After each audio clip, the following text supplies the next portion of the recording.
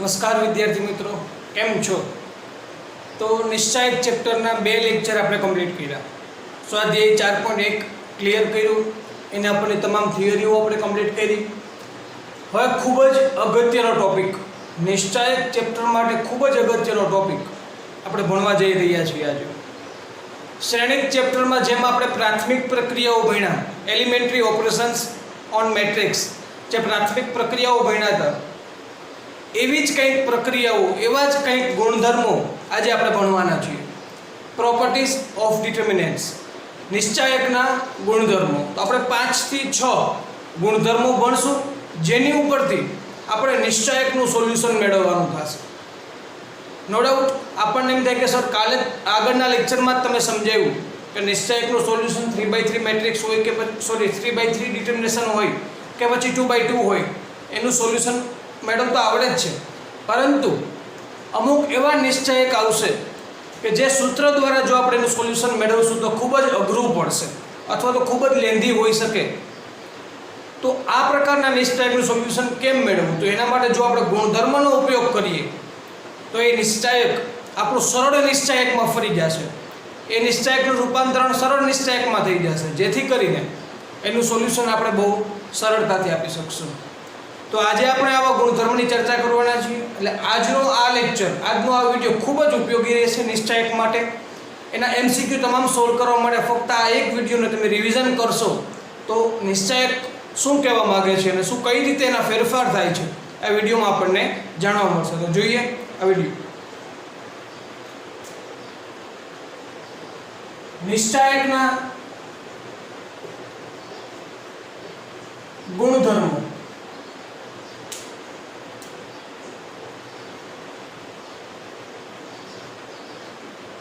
Properties of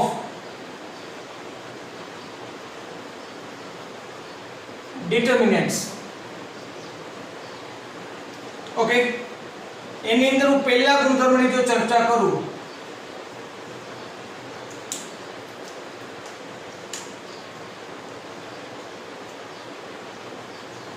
તો નિશ્ચાયકની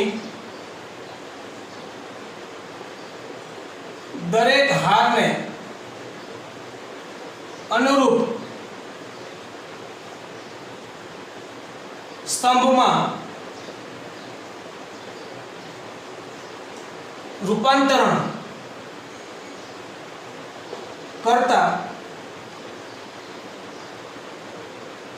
રૂપાંતરણ કરવાની પ્રક્રિયાને શ્રેણિકની જેમ જ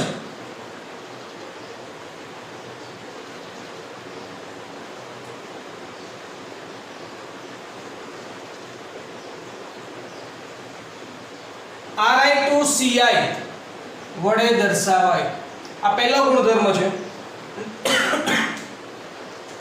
નિશ્ચયકની દરેક હારને તમે દરેક અનુરૂપ સ્તંભમાં રૂપાંતરણ કરી શકો. આવું શ્રેણિકમાં આપણે બોલતા પરિવર્ત શ્રેણિક માટે દરેક હારનું દરેક સ્તંભમાં રૂપાંતરણ કરીએ તો શ્રેણિક જે બને એને આપણે પરિવર્ત શ્રેણિક કહેતા. એવું જ કંઈક નિશ્ચયકમાં પણ નિશ્ચયકની દરેક હારને અનુરૂપ સ્તંભ, માની લો કે પહેલી હારનું પહેલા સ્તંભમાં રૂપાંતરણ, બીજી હારનું બીજા સ્તંભમાં, ત્રીજી હારનું ત્રીજા સ્તંભમાં. તો એવી રીતે ઉલટું પણ બોલી શકાય કે દરેક સ્તંભનું દરેક હારમાં રૂપાંતરણ કરવાની પ્રક્રિયા. તો RI changes to CI, અથવા તો તમે એવું પણ લખી શકો કે CI changes to RI. આવું પણ લખી શકાય. આનો મતલબ એમ થયો કે દરેક હારનું દરેક સ્તંભમાં અથવા દરેક સ્તંભનું દરેક હારમાં રૂપાંતરણ કરવાની પ્રક્રિયા, અને આ બે સંકેત વડે આપણે એને દર્શાવશું. ઓકે, આ પહેલો ગુણધર્મ છે. બીજી વાત મારે એ કરવી છે કે આ ગુણધર્મની અંદર મહત્વનો મુદ્દો બીજો કયો? ઉપરયુક્ત પ્રક્રિયા કરવાથી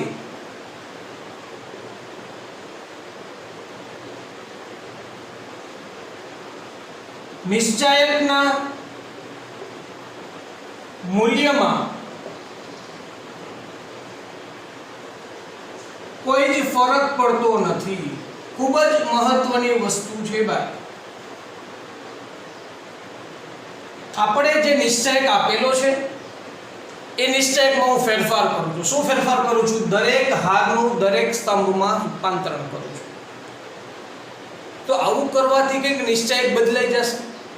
તો જે બદલાયેલો નિશ્ચાયક, નવો નિશ્ચાયકનું જો તમે મૂલ્ય મેળવો તો એ જૂના નિશ્ચાયકના મૂલ્ય જેટલું જ હોય, એમાં કોઈ ફરક પડશે નહીં. તો આ પહેલો ગુણધર્મ. એક્ઝામ્પલ લેશું તો વધારે સમજાશે. એક્ઝામ્પલથી સમજીએ આપણે. મેં એક નિશ્ચાયક લીધેલો છે d = 1 2 5 -2 1 0 3 4 6. ઓકે, આ નિશ્ચાયક મેં એક એક્ઝામ્પલ સ્વરૂપે લીધેલો છે. હવે આમાં આપણે પ્રક્રિયા કરીએ ri to ci. સોરી, પહેલા આ નિશ્ચાયકની કિંમત મેળવી લઉં. પહેલા નિશ્ચાયકની આપણે કિંમત મેળવીએ. હવે વિદ્યાર્થી મિત્રો, આપણને બહુ સારી રીતે 3/3 નિશ્ચાયકનું સોલ્યુશન મેળવતા આવડે છે, એટલે હું એકાદ સ્ટેપ હવે કટ કરીશ. જોજો કઈ રીતે, ધ્યાન આપજો. પહેલી હારનો પહેલો ઘટક પ્લસ જ હોય એટલે 1 ઇન ધ બ્રેકેટ. હવે ડાયરેક્ટલી હું બ્રેકેટમાં જતો રહીશ, નિશ્ચાયકને છોડી દઈશ. કઈ રીતે? આ એક લીધા, સ્તંભને કેન્સલ કરો, હારને કેન્સલ કરો. આ ચાર ઘટકને આપણે નિશ્ચાયકમાં ગોઠવતા, પરંતુ હવે ડાયરેક્ટલી સોલ્યુશન જ લખીએ. કઈ રીતે? આ ચાર ઘટક નિશ્ચાયકમાં છે એવું સમજીએ તો અગ્ર વિકર્ણના ઘટકોનો ગુણાકાર 1 * 6 6 -4 * 0 0. ચલો રેડી, આગળ વધો. 2 માઈનસ થશે એટલે -2. સ્તંભ કેન્સલ, હાર કેન્સલ, ચાર ઘટક વધ્યા -2 0 3 6. તો એનો સોલ્યુશન મેળવીએ. અગ્ર વિકર્ણ તરીકે -2 અને 6 એટલે બેનો ગુણાકાર -12 માઈનસ પ્રતિ વિકર્ણના ઘટકોનો ગુણાકાર એટલે 0. આગળ વધીએ. +5 સ્તંભ કેન્સલ, હાર કેન્સલ, આ ચાર ઘટક વધ્યા. અગ્ર વિકર્ણના ઘટકોનો ગુણાકાર -8 -3 થશે. ચલો, તો 6 - 0 એટલે 6 6 * 1 6 થશે. -12 - 0 એટલે -12 -12 -2 +24 -8 -3 -11 -11 * 5 -55. તો 30 - 55, therefore d = -25. અહીંયા આપણને વિદ્યાર્થી મિત્રો આન્સર મળે છે -25. ઓકે, આ નિશ્ચાયકની આપણને કિંમત મળે છે. હવે હું શું કરું છું? હવે હું કંઈક ફેરફાર કરું છું. ri to ci કરતા, મતલબ કે આ નિશ્ચાયકની દરેક હારને દરેક સ્તંભમાં રૂપાંતરણ કરીએ તો જે નવો નિશ્ચાયક મળે કરતા મળતો નવો નિશ્ચાયક d' વડે આપણે દર્શાવીએ. d' = પહેલી હારનું રૂપાંતરણ પહેલા સ્તંભમાં એટલે 1 2 5 -2 1 0 -2 1 0 3 4 6 3 4 6. હવે એક વસ્તુ સમજો તમે. હું એમ કહું છું કે દરેક હારનું દરેક સ્તંભમાં રૂપાંતરણ કરીએ એટલે નવો નિશ્ચાયક આપણી સમક્ષ આવશે. એ વસ્તુ સ્વાભાવિક છે, સમજાય એવી વસ્તુ છે. અને આપણે એવું પણ કહીએ કે એના મૂલ્યમાં કોઈ ફેરફાર થતો નથી, તો એ વિદ્યાર્થી મિત્રો તમે પણ કહી શકો. શું કામ? કારણ કે આગળના લેક્ચરમાં મેં તમને કીધું, કોઈ પણ નિશ્ચાયકની કિંમત તમે 6 રીતે મેળવી શકો. 3 હાર દ્વારા અને 3 સ્તંભ દ્વારા. તો હવે જરા વિચારો, અહીંયા આવી જાઓ. 1 2 5 પહેલી હાર હતી, તો પહેલી હારના ઉપયોગ ઘટક છે 1 2 5, એનો ઉપયોગ કરીને જવાબ શું મળ્યો? -25. હવે પહેલી હાર ri to ci થવાના કારણે આ પહેલી હાર પહેલો સ્તંભ બની જશે. જુઓ, આ 1 2 5 આ પહેલો સ્તંભ થઈ ગયો. તો હવે આના લીધે તમે સોલ્યુશન મેળવો તો પણ જવાબ શું જ આવે? -25 જ આવશે. કારણ કે કોઈ પણ નિશ્ચયકનું તમે 6 રીતે સોલ્યુશન મેળવી શકો છો. સમજો છો? આ બધું એકનું એક જ છે. એમ છતાં આપણે અહીંયા સોલ્યુશન મેળવીએ એટલે વધારે સમજાશે.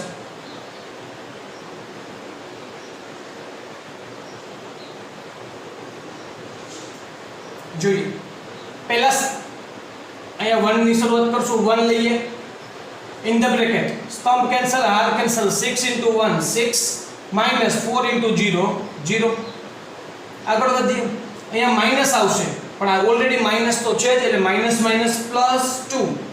સ્તંભ કેન્સલ, હાર કેન્સલ, 2 * 6 12 minus 5 into 4 20 આગળ વધીએ 3 એટલે +3 સ્તંભ કેન્સલ હાર કેન્સલ 2 into 0 0 minus 5 into 1 5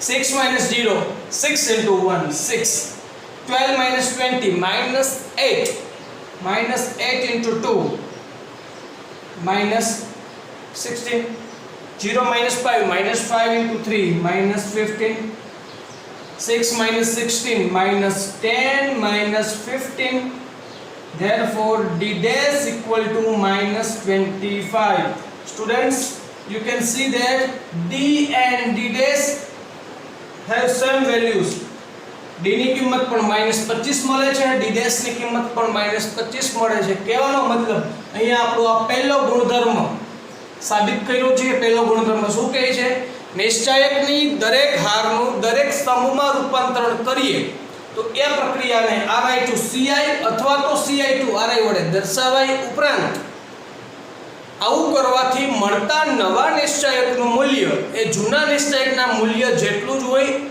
એવું કહી શકાય કે એના મૂલ્યમાં કોઈ પ્રકારનો ફેરફાર થતો નથી તો આ પહેલું ગુણધર્મ મેં તમને લખીને પણ સમજાવ્યો એનો સંકેત પણ બતાવ્યો અને એ જ વસ્તુને આપણે એક્ઝામ્પલ દ્વારા પણ સમજી અને ખૂબ જ ઉપયોગી વસ્તુ કે આવું કરવાથી નવા નિશ્ચયકના મૂલ્યમાં કોઈ જ ફરક પડશે નહીં તો એવું આપણે એક્ઝામ્પલ દ્વારા સાબિત કરીને પણ બતાવ્યું તેથી એ લખી શકશું તેથી d equal to d dash એટલે કે જૂનો નિશ્ચયક અને નવો નિશ્ચયક બંનેની કિંમત આપણને સરખી મળે છે વિડિયો પોઝ કરી અને પહેલો ગુણધર્મ આ જે પહેલો ગુણધર્મ હતો ગુણધર્મ 1 ગુણધર્મ 1 તમે વિડિયો પોઝ કરી અને નોટ ડાઉન કરી લો અને ધ્યાનથી સમજો ત્યારબાદ આગળ વધીએ એના બીજા ગુણધર્મ ઉપર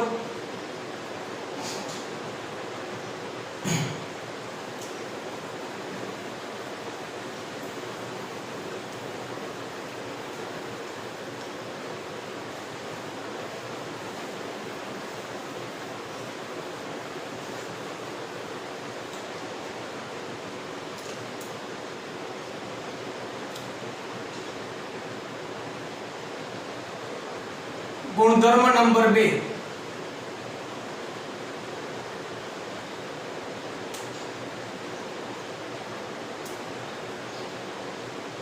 निश्चायकनी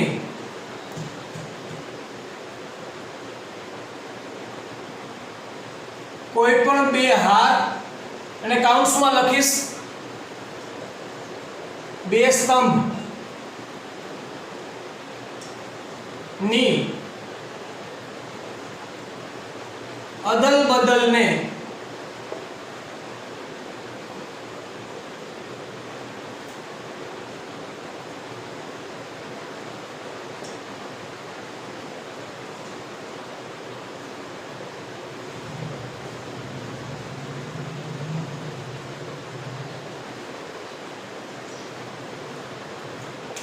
નિશ્ચયકની કોઈ પણ બે હાર લઈ લો અથવા તો કોઈ પણ બે સ્તંભ આની અદલ બદલને ri to rj i मतलब કે i ની હાર અને j मतलब કે j ની હાર i मतलब કે માની લો કે b i બરાબર 2 હોય અને j બરાબર 3 હોય તેનો મતલબ શું થયો બીજી અને ત્રીજી હારની અદલ બદલ એવી રીતે માની લો કે અહીંયા i બરાબર 1 હોય અને j બરાબર 2 હોય તો પહેલા અને બીજા સ્તંભની અદલ બદલ તો આને દર્શાવાય છે ના વડે તો આનો સંકેત પણ મેં તમને અહીંયા રજૂ કરી દીધો કે નિશ્ચાયકની કોઈ પણ બે હાર અથવા કોઈ પણ બે સ્તંભની અદલ બદલને ri to rj અથવા ci to cj વડે દર્શાવો ઓકે ચલો આ તો થઈ ગયું આવું કરવાથી શું થાય એની ચર્ચા કરીએ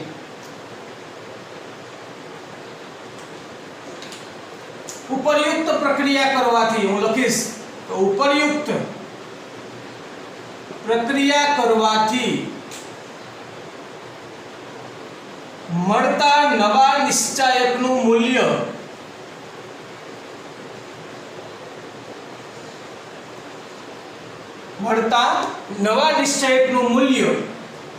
d dash equal to minus d એટલે કે જૂના નિશ્ચાયકની વિરોધી સંખ્યા થાય. મતલબ કે જો જૂના નિશ્ચયકનું મૂલ્ય 15 હશે તો આ પ્રક્રિયા કરવાથી નવા નિશ્ચયકનું મૂલ્ય -15 થશે. જૂના નિશ્ચયકનું મૂલ્ય -20 હશે તો નવા નિશ્ચયકનું મૂલ્ય +20 થશે. મતલબ કે ફેરફાર એક માઈનસનો આવશે, એક વિરોધી સંખ્યા થઈ જશે એની. એટલે આ જે વસ્તુ છે એ ખૂબ જ મહત્વની છે કે નવા નિશ્ચયકનું મૂલ્ય એ જૂના નિશ્ચયકના મૂલ્યની વિરોધી સંખ્યા હશે. આગળના ગુણધર્મોમાં પણ થોડુંક નોટ ડાઉન કરી લેજો. જૂના મેં અહીંયા નીચે લખેલું હતું કે d' = d. આ જ વસ્તુ તમે આગળના ગુણધર્મ અહીંયા પણ લખી શકો છો. ખૂબ જ અગત્યની છે કે નવા નિશ્ચયકનું મૂલ્ય d' એ જૂના નિશ્ચયકના મૂલ્ય d બરાબર રહેશે પહેલા ગુણધર્મ માટે. જ્યારે બીજા ગુણધર્મ કે જેમાં આપણે કોઈ પણ બે હાર અને કોઈ પણ બે સ્તંભની અદલ-બદલ કરીએ છીએ, જેથી કરીને મળતા નવા નિશ્ચયકનું મૂલ્ય d' = જૂના નિશ્ચયકના મૂલ્ય d બરાબર એની કિંમત આપણને મળશે, પરંતુ એક માઈનસ આવશે, મતલબ કે એની વિરોધી સંખ્યા હશે. વિદ્યાર્થી મિત્રો, આ સેકન્ડ પ્રોપર્ટી થઈ ગઈ. આ એનો બીજો ગુણધર્મ થયો. કઈ રીતે દર્શાવાય એ પણ મેં અહીંયા લખ્યું છે. ઓકે, પણ મેં તમને કીધું એ મુજબ દરેક ગુણધર્મને આપણે એક્ઝામ્પલથી સમજશું, જેથી કરીને કોઈ દિવસ એ વસ્તુ ભૂલાય નહીં. તો ચલો જોઈએ એને આપણે એક્ઝામ્પલ દ્વારા. એક એક્ઝામ્પલ લઈએ છીએ. હું એક મેટ્રિક્સ લઉં છું. d = 1 2 3 0 4 6 2 1 9. ચલો વિદ્યાર્થી મિત્રો, સૌપ્રથમ તો હું આની કિંમત મેળવી લઉં, જેથી કરીને ખ્યાલ આવે કે આ નિશ્ચયકની કિંમત શું છે. પહેલા 1 ઇન ધ બ્રેકેટ, સ્તંભ કેન્સલ, હાર કેન્સલ. 9 * 4 36 -6 * 1 6. આગળ જઈએ તો -2, સ્તંભ કેન્સલ, હાર કેન્સલ. 0 * 9 0 -2 * 6 12. આગળ વધો એટલે +3, સ્તંભ કેન્સલ, હાર કેન્સલ. 0 * 1 0 -2 * 4 8. વિદ્યાર્થી મિત્રો, તમારે પણ આટલી સ્પીડ આવશે, આનાથી પણ વધુ સ્પીડ આવશે. તમારે આ સ્ટેપ જે બ્રેકેટમાં કરીએ છીએ કરવું નહીં પડે, તમે ડાયરેક્ટલી લખી શકશો. પણ વધુને વધુ પ્રેક્ટિસ કરશો એટલે એકદમ ઇઝીલી તમે આ વસ્તુ કરી શકશો. તો 36 - 6 મતલબ કે 30, અને 30 * 1 30. 0 - 12 -12 -12 * -2 +24. 0 - 8 -8 * 3 -24 +24 -24. Therefore d = 30. આપેલા આ નિશ્ચયકની કિંમત આપણને 30 મળેલી છે.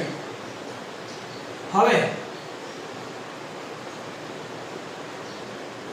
હું અહીંયા કોઈ પણ બે હારની અદલ-બદલ કરું અથવા તો કોઈ પણ બે સ્તંભની અદલ-બદલ કરું. આપણે તો એક્ઝામ્પલ લઈ સમજવાની વસ્તુ છે, એટલે આપણે સમજીએ કે R2 changes to R3, મતલબ કે બીજી અને ત્રીજી હારની અદલ-બદલ કરતા મળતો નવો d' = મળતો નવો નિશ્ચાયક હું બીજી અને ત્રીજી હારને અદલ-બદલ કરું છું. લખીએ 1 2 3. હવે બીજી હાર છે ત્રીજી હાર થઈ જશે, ત્રીજી છે બીજી બનશે. 2 1 9 0 4 6.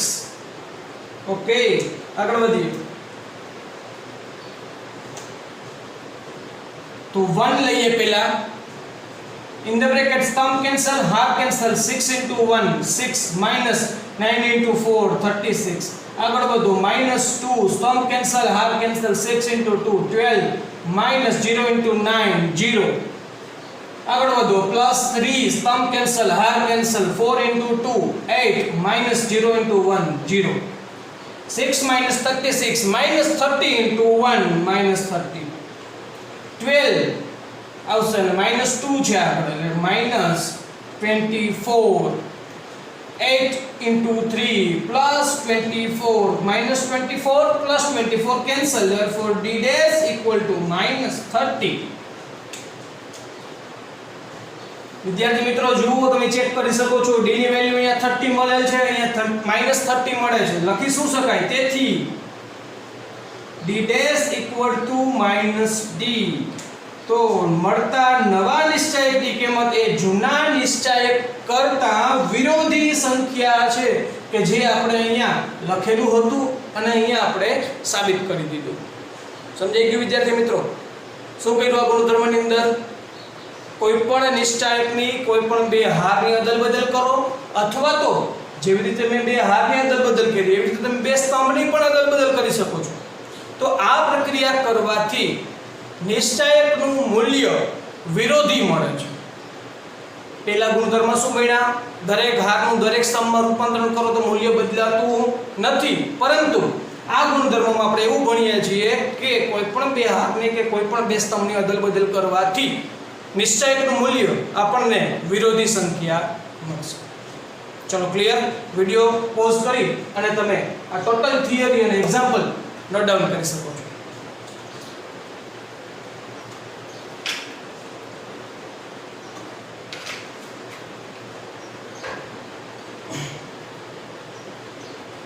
ચલો ત્યારબાદ એના ત્રીજા ગુણધર્મો ઉપર આપણે આગળ વધીએ.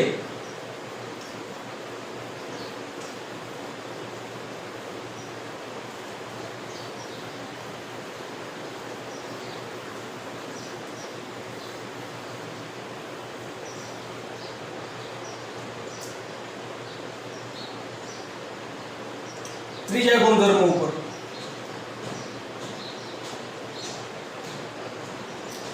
તો ત્રીજા ગુણધર્મ માટે નિશ્ચાયકની કોઈ પણ હાર કે સ્તંભ, નિશ્ચાયકની કોઈ પણ હાર કે સ્તંભના દરેક ઘટકને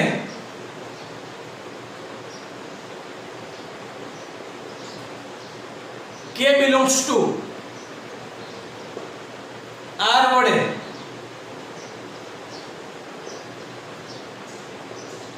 ગુણવાની પ્રક્રિયાને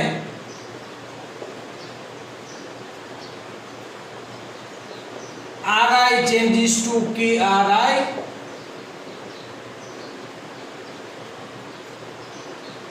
Ci changes to Kci વડે દર્શાવાય. એનો ત્રીજો ગુણધર્મ છે.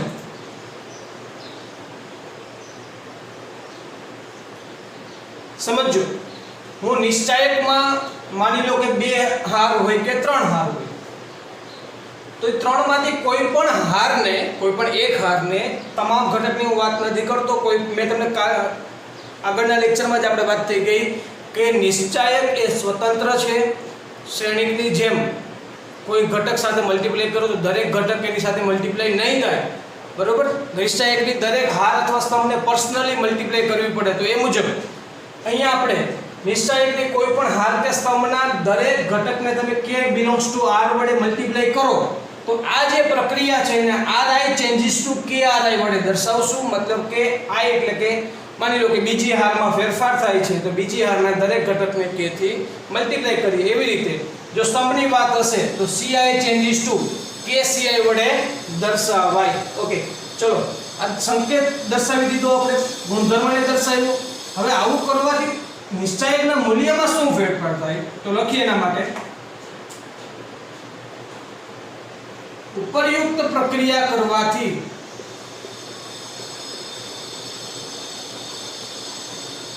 મળતા નવા નિશ્ચાયકનું મૂલ્ય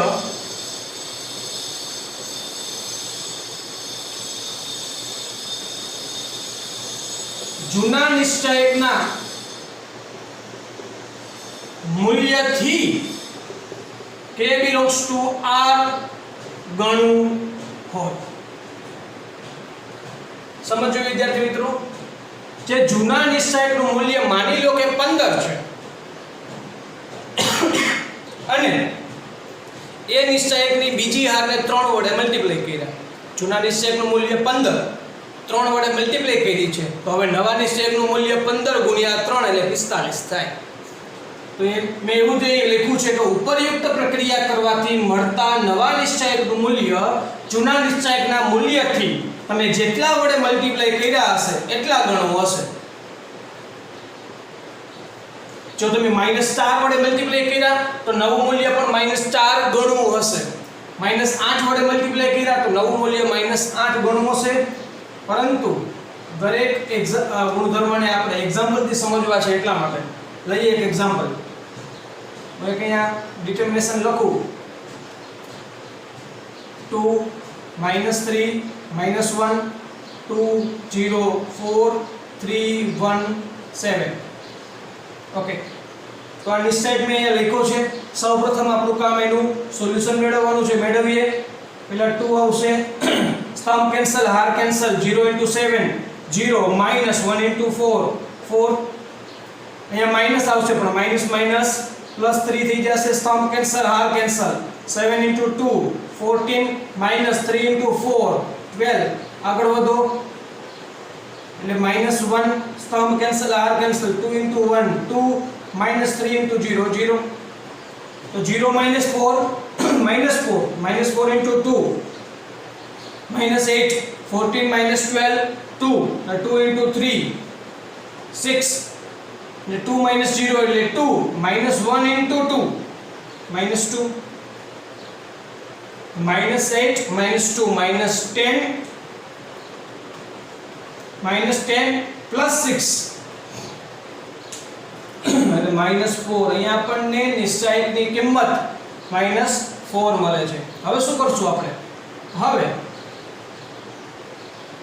ગુણધર્મ મુજબ નિશ્ચયકની કોઈ પણ હાર અથવા કોઈ પણ સ્તંભ, જોજો વિદ્યાર્થી મિત્રો, સ્તંભ અને હાર બંનેની ગુણધર્મ આપણે જોડે જ જોતા જઈએ છીએ અને કોઈ ફરક પણ નથી, બંને સરખા જ છે.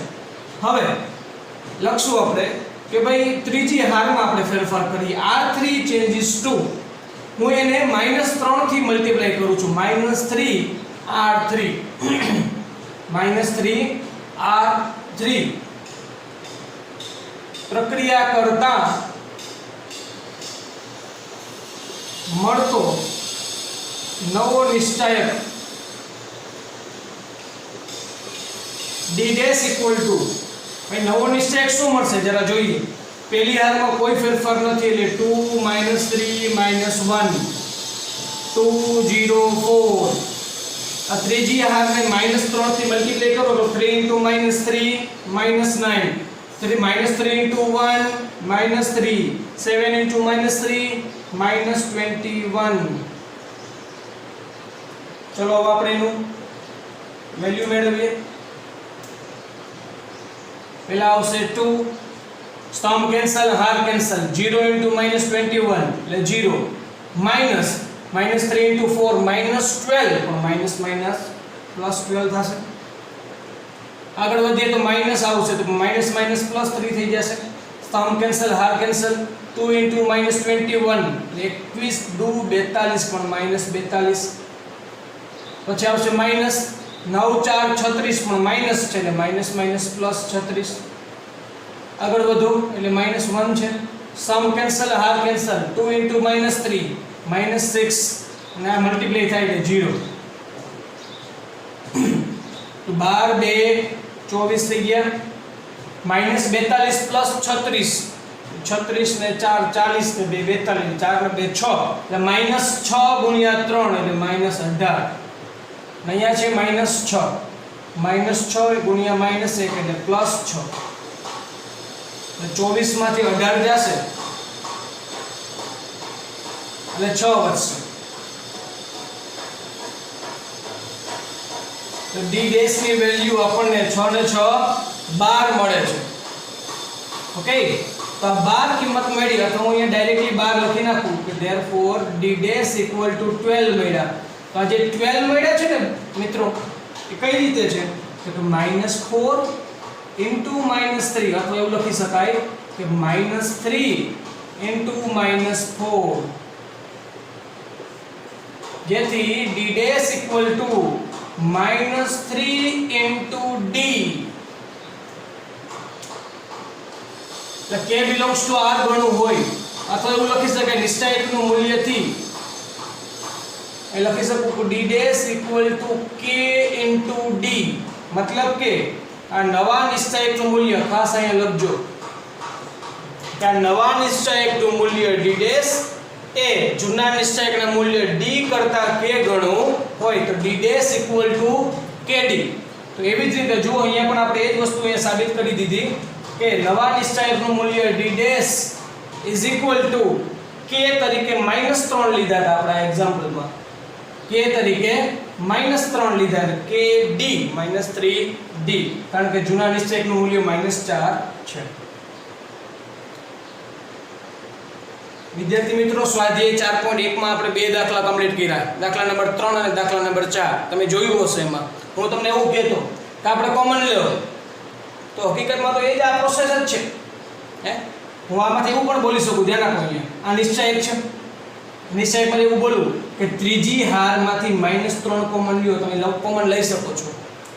જેવા તમે -3 કોમન લીધા એટલે આપણો નિશ્ચાયકમાં ત્રીજી હાર 317 બની જશે. ઓકે, તો -3 તો કોમન લઈ લીધા, હવે 317 બની ગઈ. તો આ નિશ્ચયકની કિંમત કેટલી છે? -4. -3 બરાબર છે, બહારની સાઈડ છે અને -4 એનું મૂલ્ય છે. તો -3 ગુણ્યા -4 +12 આપણને આન્સર તો મળે જ છે. તો બંને એકની એક જ વસ્તુ છે, પણ આપણે આ ગુણધર્મ દ્વારા સમજ્યું. ફરીથી આ ગુણધર્મનું રિવિઝન કરાવું છું કે નિશ્ચાયકની કોઈ પણ હાર કે સ્તંભના દરેક ઘટકને k બિલોંગ્સ ટુ r વડે ગુણવાની પ્રક્રિયાને ri to kri અથવા તો ci to kci વડે દર્શાવાય અને ઉપરયુક્ત પ્રક્રિયા કરવાથી મળતા નવા નિશ્ચાયકનું મૂલ્ય d dash equal to kd થાય. એટલે કે જૂના નિશ્ચાયકના મૂલ્યથી k બિલોંગ્સ ટુ r ગણું હોય એટલે કે d dash equal to kd થશે. એને આપણે એક્ઝામ્પલ દ્વારા સમજ્યું. એક એક્ઝામ્પલ લીધું, મૂલ્ય -4 મળે. હવે આ નિશ્ચાયકને આપણે ત્રીજી હારના દરેક ઘટકને -3 થી મલ્ટીપ્લાય કર્યા તો એનું મૂલ્ય પણ -3 થી મલ્ટીપ્લાય થયેલું મળવું જોઈએ. તો જો આને -3 થી મલ્ટીપ્લાય કરો એટલે +12 મળે, જે +12 આપણને અહીંયા મળે છે. તો આ ત્રીજો ગુણધર્મ પણ આપણે એક્ઝામ્પલ થી સમજ્યા. વિડિયો પોઝ કરો, નોટ ડાઉન કરો અને ધ્યાનથી સમજો.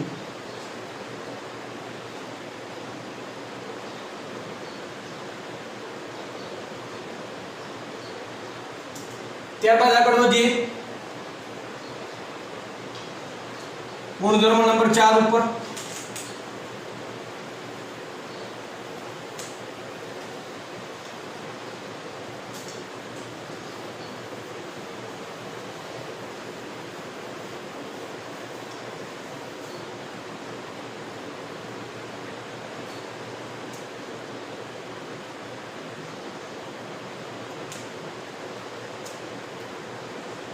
નિશ્ચાયકની કોઈ પણ હાર અથવા તો સ્તંભ ના દરેક ઘટકને k બિલોંગ્સ ટુ r વડે ગુણી અન્ય હાર અથવા તો સ્તંભના અનુરૂપ ઘટકોમાં ઉમેરવાની પ્રક્રિયાને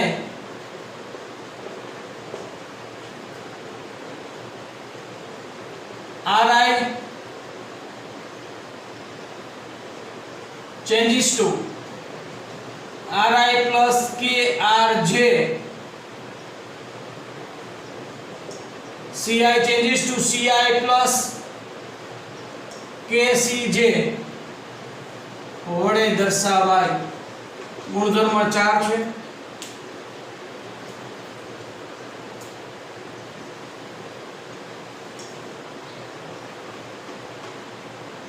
આ પ્રક્રિયા કરવાથી એના મૂલ્યમાં શું ફેરફાર થાય એવું લખીએ આપણે. તો ઉપરયુક્ત પ્રક્રિયા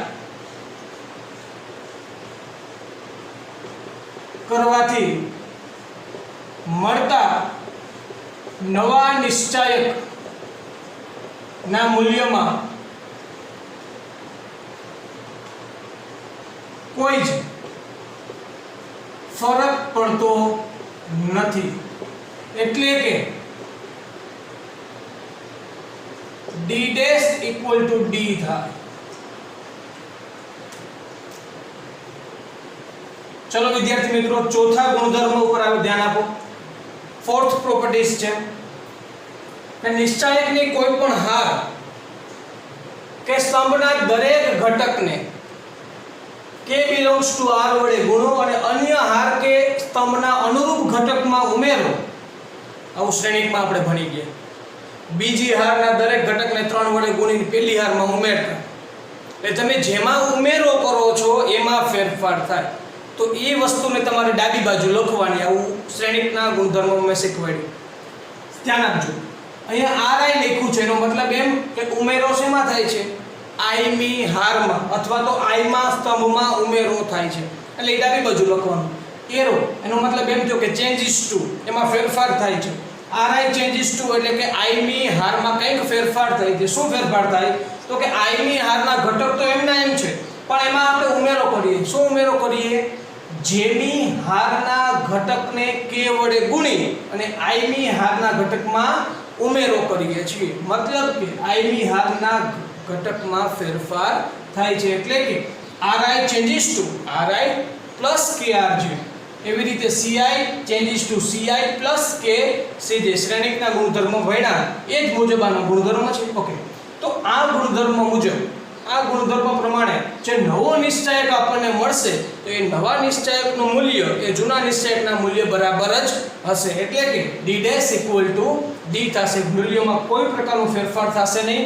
તો આ વસ્તુને પણ આપણે જો એક્ઝામ્પલ દ્વારા સમજવી હોય તો બહુ સરળતાથી સમજી શકાય. અને થોડું ઉતાવળમાં આપણે એક્ઝામ્પલ લઈએ, જોઈએ જરા.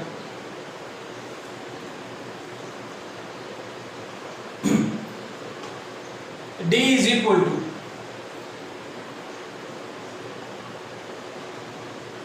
-1 2 3 -2 0 5 0 0 7. પહેલા આપણે આનો નિશ્ચયકની કિંમત જ મેળવી લઈએ. પહેલા 1 છે ઇન ધ બ્રેકેટ, સ્તંભ કેન્સલ, r કેન્સલ, આ બેનું મલ્ટીપ્લિકેશન 0 -0. આગળ વધો એટલે -2, સ્તંભ કેન્સલ, r કેન્સલ, -2 * 7 -14 -0 * 5 0. આગળ વધો એટલે +3, સ્તંભ કેન્સલ, r કેન્સલ, આ બેનું મલ્ટીપ્લિકેશન 0 -0. આ તો 0 - 0 * 1 એટલે 0. -14 * -2 એટલે +28. ના તો 0 છે એટલે 0 થઈ ગયા. therefore d વેલ્યુ આપણને 28 મળે છે. જો વિદ્યાર્થી મિત્રો આ નિશ્ચયક છે, હવે શું કરું છું? આ નિશ્ચયકમાં કંઈક ફેરફાર કરું છું. હવે બીજી હારમાં ફેરફાર થશે. r2 ચેન્જીસ ટુ બીજી હારમાં શું કરીએ છીએ આપણે કે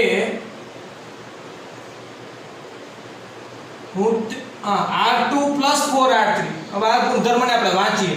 આ શું વચાય કે ત્રીજી હારના દરેક ઘટકને 4 વડે ગુણી બીજી હારના અનુરૂપ ઘટકમાં ઉમેરવાની પ્રક્રિયા. તો બીજી હારમાં ઉમેરો છો એટલે ફેરફાર બીજી હારમાં થાય કે r2 changes two r2 + 4r3. એટલે ત્રીજી હારના ઘટકને 4 વડે ગુણી બીજી હારમાં ઉમેરવાની પ્રક્રિયા કરતા મળતો નવો નિશ્ચાયક d ડેશ ઇક્વલ ટુ,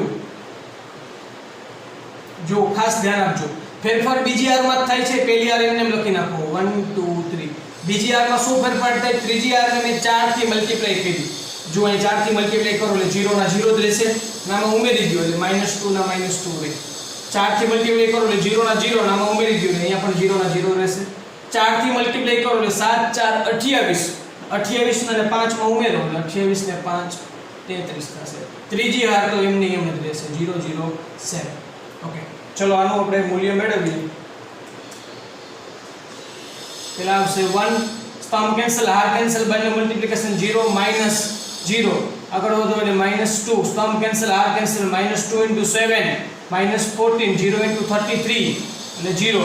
આગળ વધો એટલે +3, r કેન્સલ, સ્તંભ કેન્સલ, બેનું મલ્ટીપ્લિકેશન 0 -0. એટલે આ તો ઓલરેડી 0 થઈ ગયું. -14 અને -2 એટલે માઇનસ માઇનસ +28 અને +3. તો અહીંયા આપણને 28 મળ્યા છે. તો જો વિદ્યાર્થી મિત્રો આ પ્રક્રિયા કરવાથી મળતા નવા નિશ્ચયકનું મૂલ્ય આપણને 28 મળે છે. જૂના નિશ્ચયકનું મૂલ્ય પણ 28 છે, નવા નિશ્ચયકનું મૂલ્ય પણ 28 છે. એટલે d dash equal to d. મતલબ કે ચોથા ગુણધર્મ એવું કહે છે કે આ પ્રકારની પ્રક્રિયા કરવાથી નિશ્ચાયકનું મૂલ્ય બદલાતું નથી. બે નિશ્ચાયકના કિંમત આપણને સરખી મળે છે. વિદ્યાર્થી મિત્રો, ફરી એક વખત આ ગુણધર્મને સમજાવું છું કે નિશ્ચાયકની કોઈ પણ હાર કે કોઈ પણ સ્તંભના દરેક ઘટકને કોઈ ઘટક સંખ્યા વડે મલ્ટીપ્લાય કરો અને એને કોઈ અન્ય હાર કે અન્ય સ્તંભમાં ઉમેરો, જેથી કરીને જે સ્તંભ કે હારમાં ફેરફાર થાય એના માટે ri changes to ri plus krj અથવા તો ci changes to ci plus kcj વડે દર્શાવાય. આવું આપણે શ્રેણિકમાં પણ ભણી ગયા એટલે ખૂબ જ સરળ છે. ઓકે, તો આવું કરવાથી જે મળતો નવો નિશ્ચાયક છે, જો આ બે નિશ્ચાયકમાં ફેરફાર છે એટલે આ નવો નિશ્ચાયક ના જૂનો નિશ્ચાયક, તો જૂના નિશ્ચાયકની કિંમત 28, નવા નિશ્ચાયકની કિંમત પણ 28, એટલે કે બંનેની કિંમત સરખી છે, મૂલ્યમાં કોઈ ફેરફાર થતો નથી. ઓકે, તો આ ગુણધર્મને વિડિયો પોઝ કરી અને નોટ ડાઉન કરો અને ધ્યાનથી સમજો.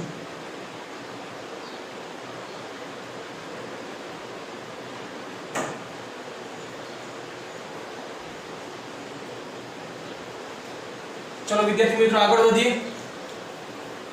છેલ્લા બે ગુણધર્મની જો ચર્ચા કરીએ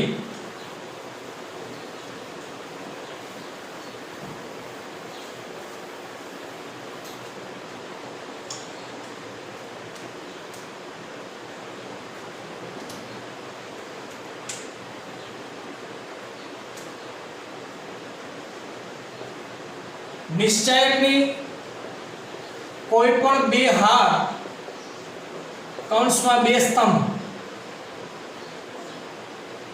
ના અનુરૂપ ઘટકો સમાન હોય તો નિશ્ચાયકનું મૂલ્ય હંમેશા શૂન્ય જ મળે. એટલે કે d બરાબર 0 જ થાય. તમને આપેલા નિશ્ચાયકની કોઈ પણ બે હાર સમાન છે અથવા તો બે સ્તંભ સમાન છે, તો એ નિશ્ચાયકનું સોલ્યુશન મેળવવાની કોઈ જરૂર નથી, એ નિશ્ચાયકની કિંમત મેળવવા જવાની કોઈ જરૂર નથી, કારણ કે હંમેશા એ નિશ્ચાયકની કિંમત 0 જ હશે. પણ ધ્યાન શું રાખવાનું, કોઈ પણ બે હારના અનુરૂપ ઘટકો સમાન હોવા જોઈએ અથવા કોઈ પણ બે સ્તંભના અનુરૂપ ઘટકો સમાન હોવા જોઈએ, તો એ નિશ્ચાયકની કિંમત હંમેશા આપણને 0 મળશે. આ ગુણધર્મને પણ જો એક્ઝામ્પલ દ્વારા સમજવા જઈએ તો એક એક્ઝામ્પલ લઉં છું. d = 1 2 3 1 2 3 -2 7 3 4 રાખી દઈએ. ઓકે, ચલો જોઈએ આગળ. તો 1 સ્તંભ કેન્સલ, હાર કેન્સલ, તો આ ચાર ઘટકો દે નિશ્ચાયકમાં ગોઠવીએ આપણે, બરોબર ને? હવે એક સ્ટેપને કટ કરીએ છીએ. તો 2 * 4 8 -7 * 3 21. આગળ વધો, 2 નો વારો આવશે ને -2. સ્તંભ કેન્સલ, હાર કેન્સલ, 1 * 4 4 -2 * 3 -6, પણ ફોર્મ્યુલાના માઈનસ એટલે માઈનસ માઈનસ પ્લસ +6 આવશે. આગળ વધો એટલે +3. સ્તંભ કેન્સલ, હાર કેન્સલ, 1 * 7 7 -2 * 2 -4 -4 8 -21 એટલે -13. 6 + 4 10 10 * -2 -20. 7 + 4 11 11 * 3 33. 13 અને 20 એટલે -33 + 33. તો વિદ્યાર્થી મિત્રો, તમે જોઈ શકો છો અહીંયા આપણને નિશ્ચાયકની કિંમત 0 મળે છે, કારણ કે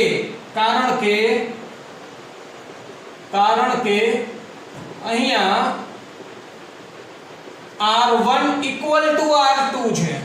તમે જોઈ શકો છો પહેલી હાર અને બીજી હારના અનુરૂપ ઘટકો સમાન હોવાના લીધે આપણા ગુણધર્મની થિયરી મુજબ નિશ્ચાયકની કિંમત હંમેશા શૂન્ય મળે, કારણ કે ગુણધર્મ એવું કહે છે કે નિશ્ચાયકની કોઈ પણ બે હાર કે કોઈ પણ બે સ્તંભના અનુરૂપ ઘટકો જો સમાન મળે તો નિશ્ચાયકનું મૂલ્ય હંમેશા શૂન્ય હોય.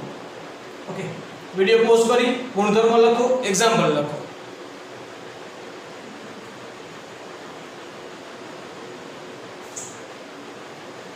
ચલો ત્યારબાદ છેલ્લા ગુણધર્મની ચર્ચા કરવા જઈએ.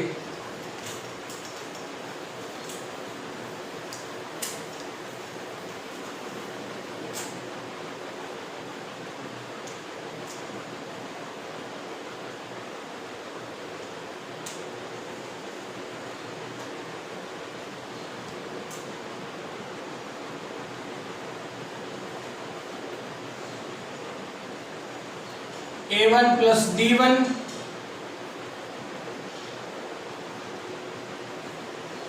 A2 plus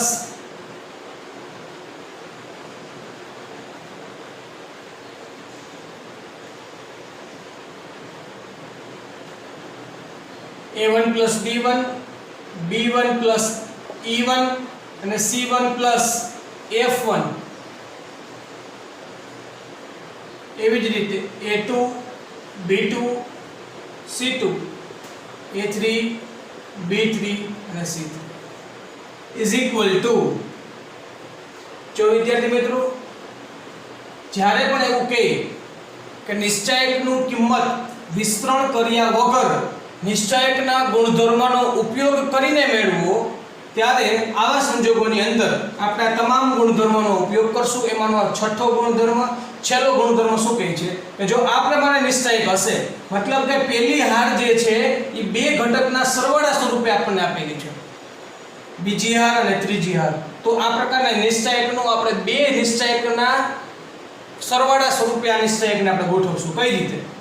પહેલો નિશ્ચાયક પહેલો ઘટક લેવાનો એટલે A1 B1 C1 A2 B2 C2 A3 B3 અને C3 આ પહેલો નિશ્ચાયક થયો પ્લસ અને હવે બીજો નિશ્ચાયક. તો બીજા નિશ્ચાયક તરીકે આ ઘટક બાકી છે લેવાનો D1 E1 F1 A2 B2 C2 A3 B3 અને C3. તો આ ખૂબ જ અગત્યનો ગુણધર્મ છે. આની અંદર કોઈ એક્ઝામ્પલની જરૂર નથી, પણ આ એક સ્વરૂપ ધ્યાન રાખજો કે જો આપણને આ પ્રકારનો નિશ્ચાયક આપે કે જેમાં પહેલી હારના ઘટકો બે ઘટકના સરવાળા સ્વરૂપે ગોઠવાયેલા હોય તો પહેલી હાર હોય, બીજી હાર હોય કે ત્રીજી હાર હોય, કોઈ પણ હાર હોય ના ઘટકો બે સરવાળા સ્વરૂપે ગોઠવાયેલા હોય તો તમે એને બે વિભાજિત કરી શકો, બે નિશ્ચાયકના સરવાળા સ્વરૂપે એને તમે વિભાજિત કરી શકો છો. તો વિદ્યાર્થી મિત્રો આજનો વિડિયો ખૂબ જ અગત્યનો છે કારણ કે નિશ્ચાયકના તમામ દાખલાઓ મોટાભાગના દાખલાઓ આ ગુણધર્મનો ઉપયોગ કરીને મેળવાશે. ઉપરાંત જો એના એમસીક્યુની ચર્ચા કરીએ તો એમસીક્યુને સરળતાથી સોલ્વ કરવા માટે જો આપણને ગુણધર્મ કમ્પ્લીટલી આવડતા હશે તો એને આપણે એકદમ ઇઝીલી સોલ્વ કરી શકશું. તો આ 6 ગુણધર્મની ચર્ચા કરી. ઘણી બધી ટેક્સ્ટ બુક રેફરન્સ બુકની અંદર ગુણધર્મને અલગ રીતે આપેલા હોય, સંકેતને પણ કંઈક અલગ રીતે આપેલા હોય અને એના દ્વારા થતા ફેરફાર જે છે એને પણ અલગ રીતે આપેલા હોય, પરંતુ મેં આ 6 ગુણધર્મને તમને એક જ મેથડથી એક જ સાથે રજૂ કરીએ પણ જેથી કરીને તમને સમજવામાં એકદમ સરળતા રહે. અને આ આખો વિડીયો નિશ્ચાયકના ગુણધર્મ માટેનો જ છે એટલે જ્યારે પણ ગુણધર્મોને રિવિઝન કરવાના હોય ત્યારે આ વિડીયોને તમે ફરીથી જોઈ શકો છો. નમસ્કાર.